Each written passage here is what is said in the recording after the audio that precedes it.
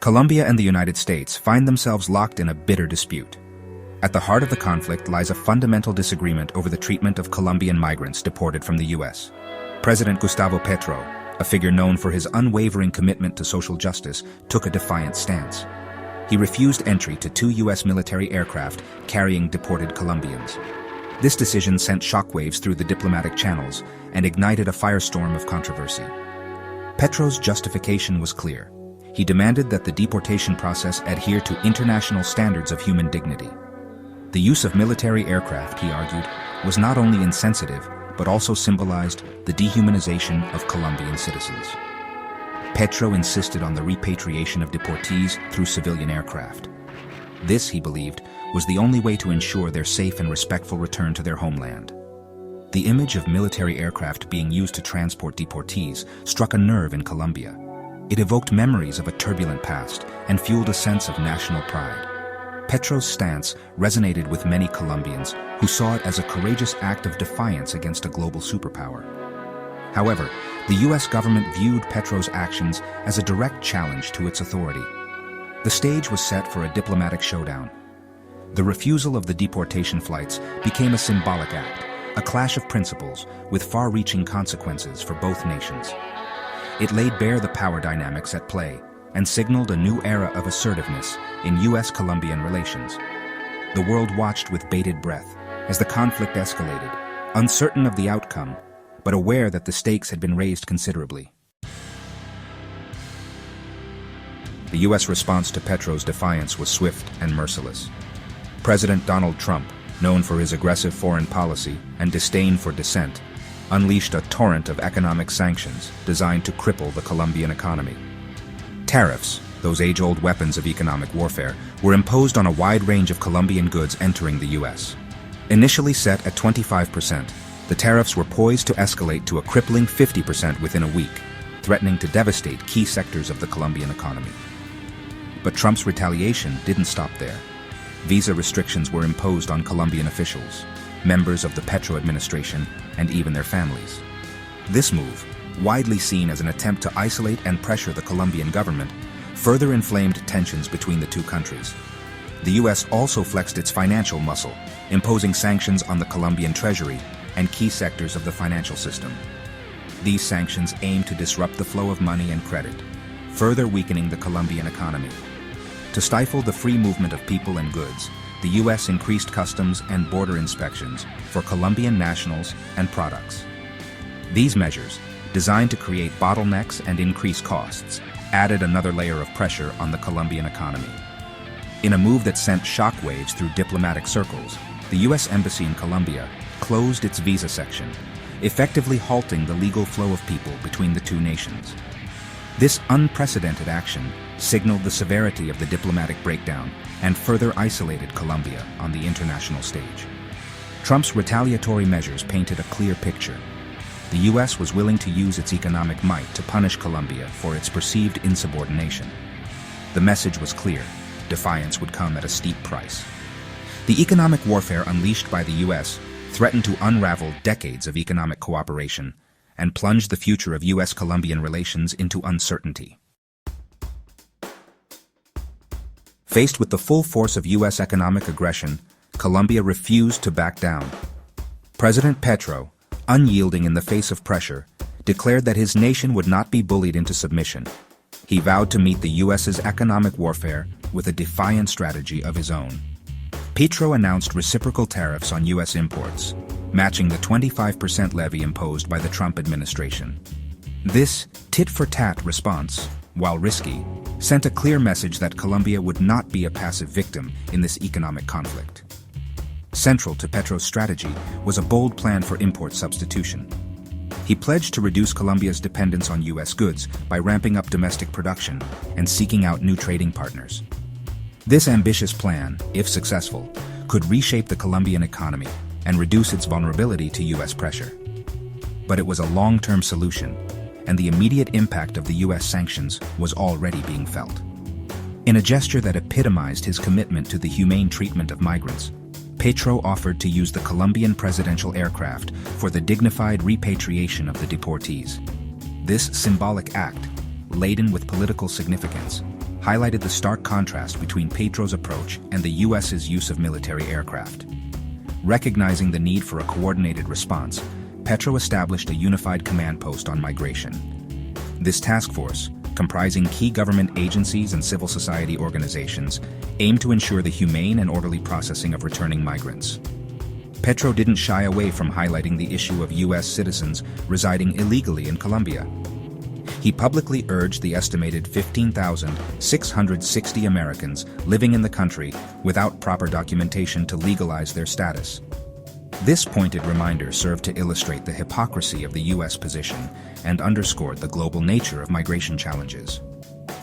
Colombia's response to the U.S.'s economic warfare was a mix of defiance and pragmatism. Petro, while standing firm on his principles, also recognized the need to mitigate the economic fallout and find alternative solutions. The coming months would test the resilience of the Colombian economy and the resolve of its people. Section 4. The Price of Defiance. Unraveling the economic ties that bind Colombia and the U.S. The escalating conflict between Colombia and the U.S. sent shockwaves through the global economy, exposing the fragility of international trade relations. For Colombia, heavily reliant on trade with the U.S., the economic consequences were immediate and severe. The U.S. had long been Colombia's main trading partner, accounting for a significant portion of its exports. Key sectors of the Colombian economy, already grappling with the challenges of a globalized world, found themselves caught in the crossfire. Coffee, that aromatic brew that had become synonymous with Colombia, was among the hardest hit. The U.S., as the largest consumer of Colombian coffee, represented a vital market for the country's coffee growers. The imposition of tariffs threatened to cripple this crucial industry, impacting the livelihoods of millions of Colombians. The flower industry, another pillar of the Colombian economy, also faced devastation. The vibrant blooms that once adorned homes and businesses across the U.S. were now subject to hefty tariffs, making them prohibitively expensive for many consumers. But it wasn't just agricultural products that felt the sting of the trade war. Colombia's oil industry, a major supplier to the U.S., faced a precipitous decline in exports. The tariffs, coupled with the uncertainty surrounding future trade relations, made Colombian crude oil less attractive to U.S. buyers, forcing producers to scramble for alternative markets. The economic fallout from the U.S. sanctions rippled through various sectors of the Colombian economy, impacting businesses both large and small. The Colombian peso plummeted in value, making imports more expensive and fueling inflation. The economic pain inflicted by the U.S. sanctions was undeniable. It served as a stark reminder of the risks associated with challenging a global superpower and the intricate web of economic interdependence that connected nations in the 21st century. As the crisis deepened, the question on everyone's mind was whether Colombia could withstand the economic onslaught and emerge from the conflict with its economy intact. Section 5. A nation-divided political fault lines. Emerge in the face of crisis. The conflict with the U.S. over the deportation flights and the ensuing economic sanctions exposed deep political divisions within Colombia. President Petro's defiant stance against the U.S. garnered both praise and condemnation. His supporters, many of whom had voted for him based on his promises of social justice and a more independent foreign policy, applauded his courage and unwavering commitment to protecting the dignity of Colombian citizens. Former President Ernesto Samper, a figure known for his own tumultuous relationship with the U.S., emerged as a vocal supporter of Petro's actions. Samper criticized the Trump administration's handling of the situation, accusing the U.S. of hypocrisy and double standards in its treatment of migrants. However, Petro's actions also drew sharp criticism from his political opponents. Former President Iván Duque, a conservative who had maintained close ties with the U.S. during his presidency, condemned Petro's decision to refuse the deportation flights as irresponsible. Duque argued that Petro's actions had jeopardized Colombia's most important bilateral relationship and unnecessarily exposed the country to economic hardship. He urged Petro to prioritize dialogue and diplomacy over confrontation. The political divide extended beyond former presidents. Within the Colombian Congress, heated debates erupted over the government's handling of the crisis. Lawmakers from Petro's political coalition rallied behind their leader, defending his actions as necessary to protect Colombian sovereignty and stand up for the rights of its citizens. Opposition lawmakers, however, accused Petro of recklessness and incompetence. They argued that his actions had isolated Colombia on the international stage and inflicted unnecessary economic pain on the Colombian people. The conflict with the U.S. had become a defining moment for Petro's presidency, a crucible in which his leadership and his commitment to his campaign promises were being tested. The outcome of this crisis, both politically and economically, would likely shape the political landscape of Colombia for years to come.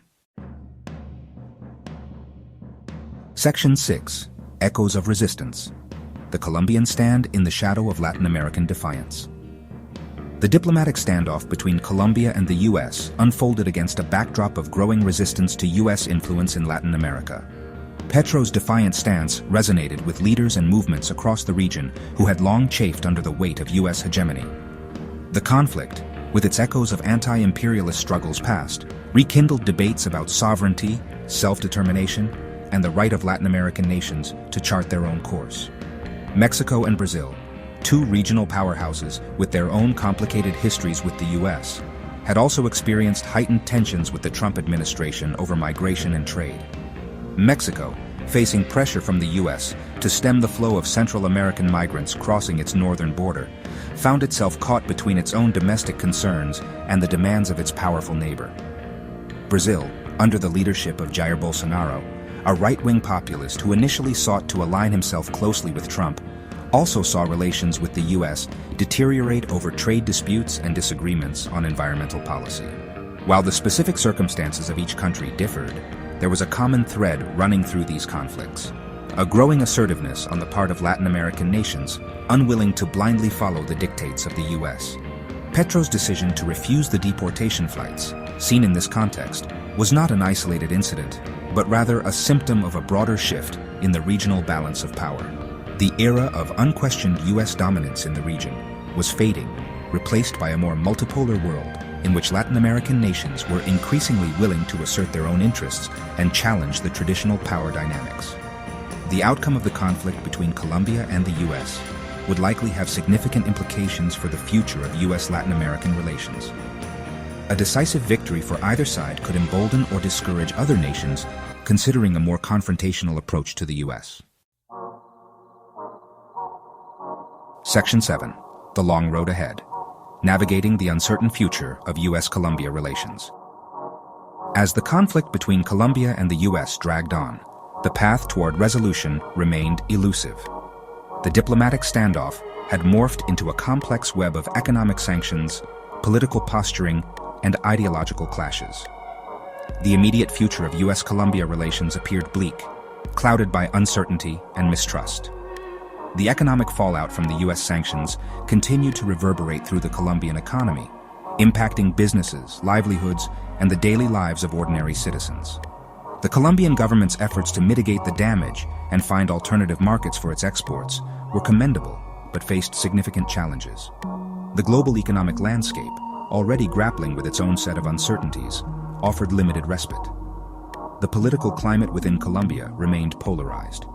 President Petro, while facing mounting pressure to find a solution, remained steadfast in his refusal to compromise on his principles.